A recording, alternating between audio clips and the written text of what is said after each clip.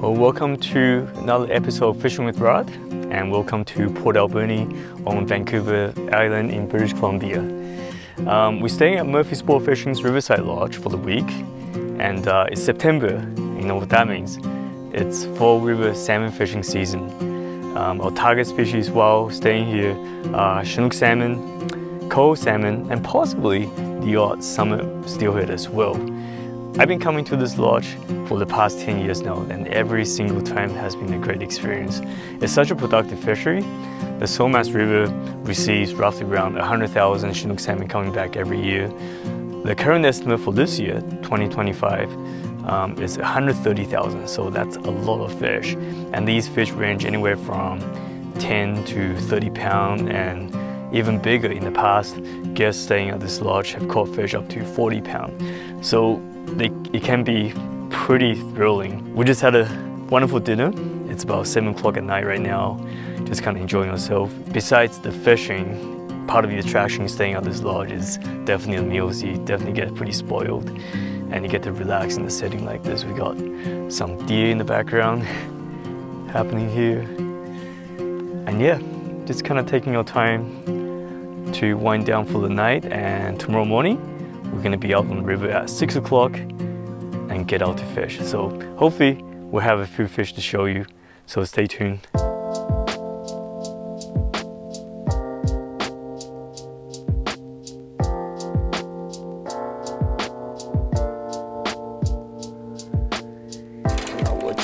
Took me 2 hours to tie that knot that you're undoing. How did this happen? I don't know. I've never had this issue, man. Don't move. First light bite, we're unwrapping the rods because I'm too cheap to buy rod wraps. The Somass River has a huge return of Chinook salmon due to the Robertson Creek? Robertson Creek Fish Hatchery. He has a pretty high production. The output of juvenile Chinook salmon is in the millions. I don't know the exact number, but I believe it's over 10 million fish every year. So it gets hundreds of thousands of Chinook salmon coming back every year. The current estimate for this year is 130,000 fish coming back. So that's a lot of fish, and we just need to catch a few to show you. So as always, we got Matt from Murphy Sportfishing. Good morning. Showing us the good stuff. So Matt and I, we've been fishing for the last 8 years now, right? Yeah, it's been a while. You've seen him in Kaika Sound, and I don't know how you guys do it. Your season starts in, I guess, early May. Early May, in Ucluelet. So he guides out of Ucluelet in part of May. Maybe the beginning of June, I believe, as well. Maybe yeah, so almost every day from very beginning of May until about June 6th to 10th, and then usually a day or so in between, and then go up to Cayucet, 90 consecutive days there.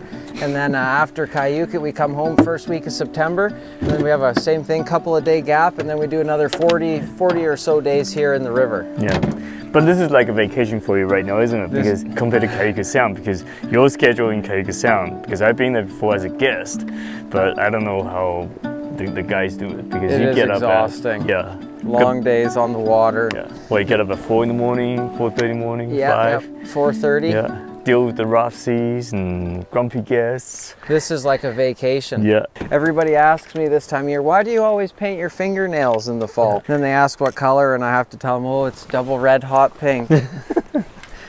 Yeah, so the choice of presentation is bait for fishing salmon roe, and that's what Chinook salmon really love. And they don't like artificials as much. And the other thing is just, we talk about like water temperature. Being September, we haven't had much rain, so water temperature is a little bit on the high side. And when it's higher, they don't bite artificials as well, right? Is that the case, Matt? Lesser amount of dissolved oxygen in the water, and they're less inclined to burn energy and use up their oxygen chasing lures. So the bait is far more productive this time of year until the water comes up, and then you can almost get rid of the bait and just solely fish spinners and twitching jigs, that kind of thing. Yeah. But when the water is very low and very warm like this, they far prefer just bait, where they don't have to chase anything. They can just kind of kick out a couple of feet, open their mouths, and then they've got a little bit of something. Yeah. I always get asked, like, that one's ready to go too. being pampered. Usually I bait my own rods. And Well, when you come to Murphy's, you wine and dine. So if you come here, it's kind of like I always tell people that if you don't have to be experienced, you come here because if you want to learn how to fish for salmon in rivers, this would be the best place to do it. The best venue is fishing in the boat. You're not walking very much, so you're not spending a whole lot of energy walking, but you're just fishing. You get to the spot and you get to learn what to do properly, and you have a good chance of catching one. Perfectly, right in the zone. Right in the zone, yeah. So, yeah, to present the bait, we use a float. Just let it drift down the river slowly. So I always toss it right up about 15 feet off the rocks there. Okay. And then drift all the way down through this water, because Gotcha. you do want to be fishing for this area here, this section. Candies for the salmon. We got a little DNR soft bead. Just in case the bait starts falling off, then you still have some presentation on there. You want that perfect drag-free drift. You want that float perfectly straight up and down, not wiggling around side to side. You don't want to be holding back any resistance on it. Just perfectly straight up and down, moving the same speed as the current. You want to do the shuffle? Is that? Stamp River Shuffle? Yeah, Let's do it.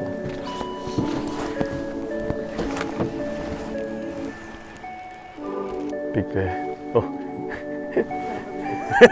Oh. That's too bad. Those guys probably going to be soiling their waders soon. Yeah.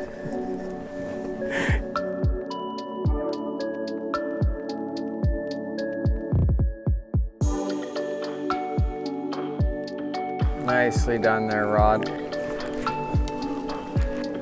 That was a real light bite. Yeah, that there was for a ya. bite because the water's moving so slow. And Oh, yeah! Acrobat. Yeah. Here it comes.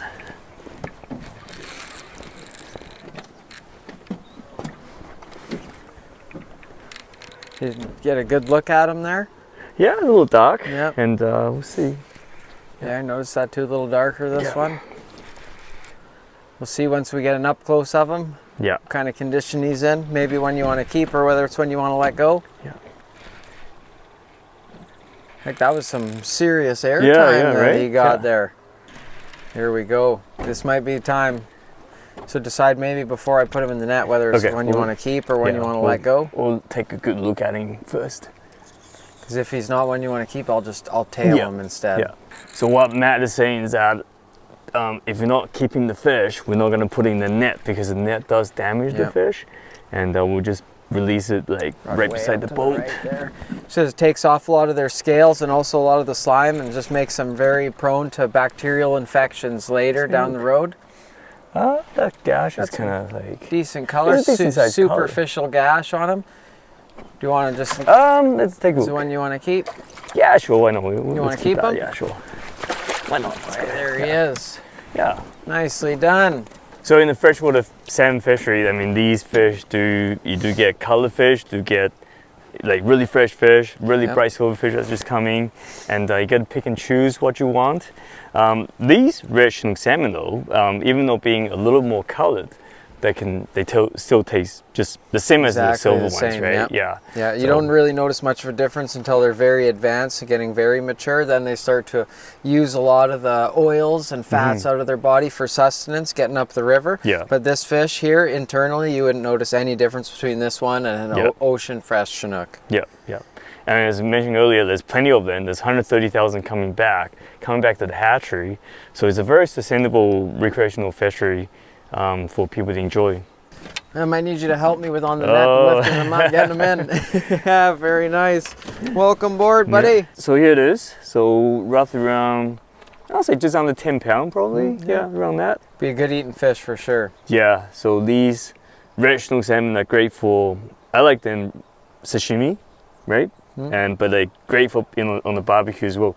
Weighed some last night actually, and it was delicious.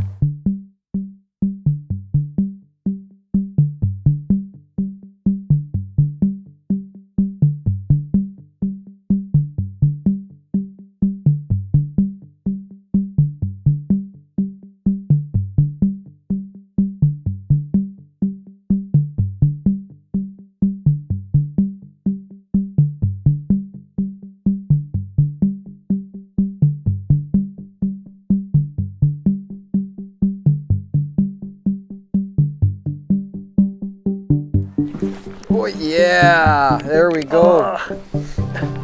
Nice. There we go. That was a little more commitment on Yeah. salmon's behalf. Yeah.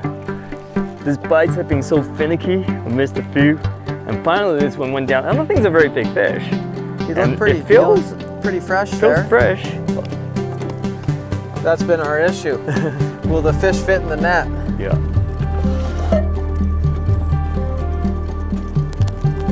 Oh, it's tiny. Jack Chinook. Hey, that's my under. Jack. There's my under fish. So there you go. Jack Perfect. Chinook. So I've already kept one big one, one's over 77 centimeters. So I could keep another one, but it had to be smaller than that. Most of the fish in here are pretty big, so I was not very optimistic about this. But this one's perfect. This is a jack salmon. It's one that returns to the river 1 year earlier than it normally would. So this particular fish right here is 1 year younger than the rest of the bigger Chinook salmon.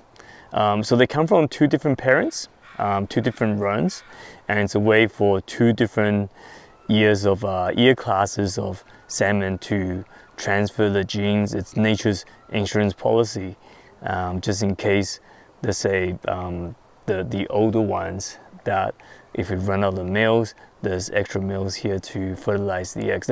These ones, they're reproductively matured, just like the rest of them.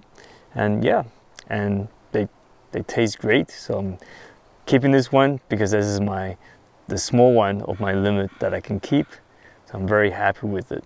A Chinook salmon, there's several characteristics that you can use to identify these fish. So the main one is that it's got spots from the top of the tail all the way to the bottom, and also the spots on the back. And the other one is quite unique to Chinook salmon, is the gum is black. The mouth is black, so yeah. Because this is a smaller one, the jack, the spots on the back, it's quite a bit larger than the bigger Chinook salmon. Yeah, a little sparse out here this morning. Yeah. We got a few hanging off the back of the boat, but not much for excess. Yeah, lots of fish. Like, I was pretty excited when we first got here. There's so many jumping, but they're definitely not as active now. The sun has come up. They're just kind of like staying down low now, right? So yeah, but we still got quite a few. It was pretty exciting. Well, let's head upstream and check out what's going on. Yeah, go have a boo, change of scenery for us. Yeah.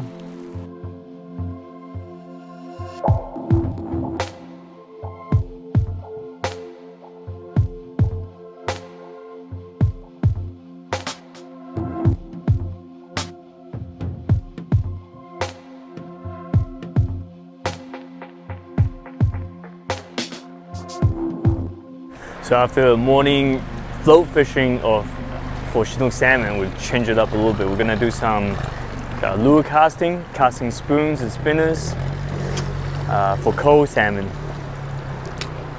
So instead of anchoring in one spot, just float fish, we're gonna move our way downstream and cover spots, just casting and retrieving along the way. Where do they sit usually in here? Most of these guys, most of them are going to start kind of from these rocks down, but you do see them in the shade up in the front there where you're casting. Yeah. But we're going to work this entire section of water all the way down. Yeah. So as long as you continuously cast that straight out the side of the boat up to a 45-degree downstream angle, then I move the boat around to cover this whole section of water. As we slowly back down, we're constantly casting in different areas. As long as you maintain that same angle of cast. Oh yeah, I see the one you're going for. Yeah, right? Yeah. Trying to line it all up.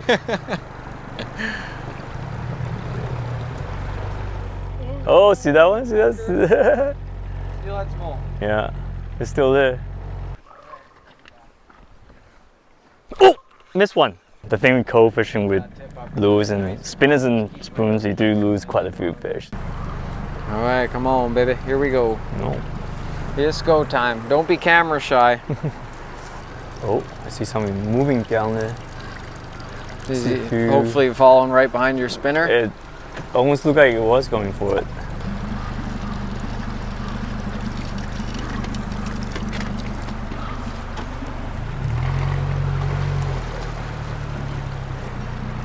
Look at this. Look. Look at this. Oh, look at that. What is going on here? What is that? That is a baby dog. Baby cougar. No, like What's in writing and film? Like, what is this dog doing? No way. Dog. That's the Yeah, weirdest it's thing dog, I ever yeah. seen. But Really cool. who is it? Okay.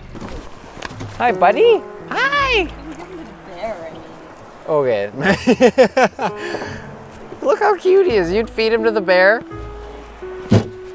once he started barking, now he's good. Hi, buddy. I thought it was a puppy from first place. I'm like, no, he's Hey, buddy. Hey, bud. Hey. Hi, buddy. Hi. Hi. Hi. You're cute.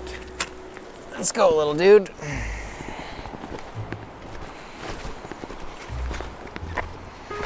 so funny. Like, look at him. He's got no collar or nothing on. Well, our fishing day has taken a turn.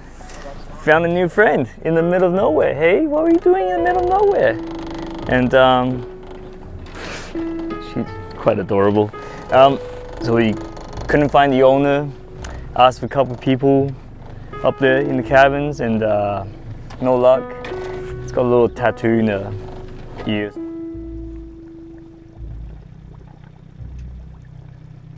Wow, what a well-behaved little dog. No.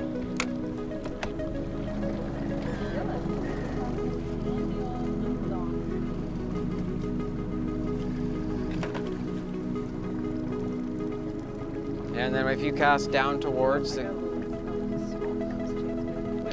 That's one. Yeah, There's yeah, nicely There's done, one. Rod. There's one. Yep.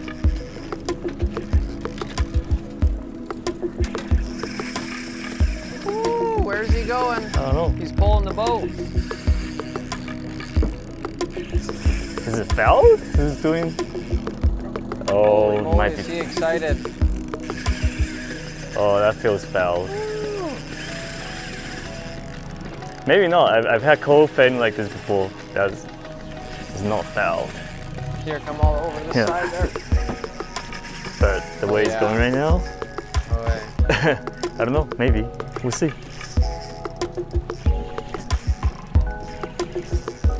No, I don't know. If he turns around and starts coming this way, then he could be hooked properly. But if he doesn't turn around, This doesn't feel foul. Yeah. over this way. What a burn he went for there, I right know. off the hop. Holy Yeah, moly. it's not foul. Yeah, he's fighting proper now. Yeah, it's fighting properly now. In case that hook comes flying out, just Yeah. make sure you duck and watch your eyes. Oh yeah, look That's at a that. beautiful Chinook. Oh no, it's a No, big no, it's a coho coho. It's monster. hatchery, There we it's go. hatchery fish. This way, over to the left. Just comes right to the side of the boat here.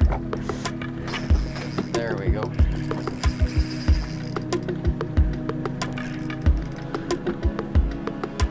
He's pulling the boat. Yeah. No. That is a beauty. Come stay right along Yeah, the side of the boat here. It's fine. Just keeps I the got it, fish I from got it. going underneath the boat. Yeah. And if the fish does go under the boat, just make sure you put your rod tip in the water to try and pull them out of there.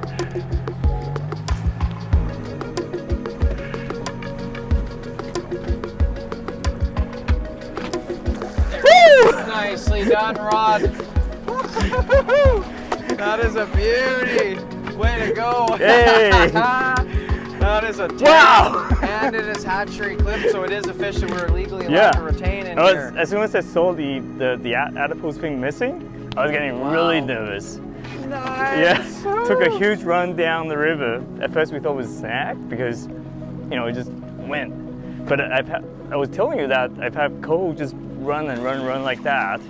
And once I turned around, I knew it wasn't foul hooked. That's That a is- big coho salmon. Here it is, Vancouver Island coho salmon. They're known to be pretty big.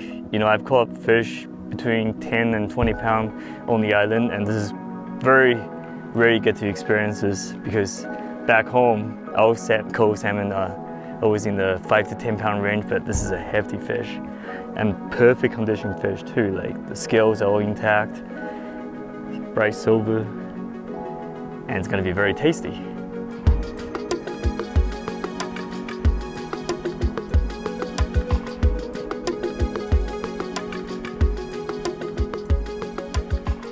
So sadly, our trip to Somass River here on Vancouver Island has come to an end. It has been a great experience fishing with Murphy Sportfishing as usual. As you can see in the video, there's such a high abundance of Chinook and coho salmon, you do have quite a few chances of getting to fish. I always recommend this trip to anyone who wants to start out river salmon fishing. So it's not just for experienced anglers. If you want to get into float fishing for salmon in rivers, if you want to learn how to spin cast for salmon, this is the place to do it, and you have the best people to show you how to do it as well. Just enjoying our breakfast before we leave. The food has been excellent once again. Big shout out to Chef Sumit, who's done a wonderful job as usual.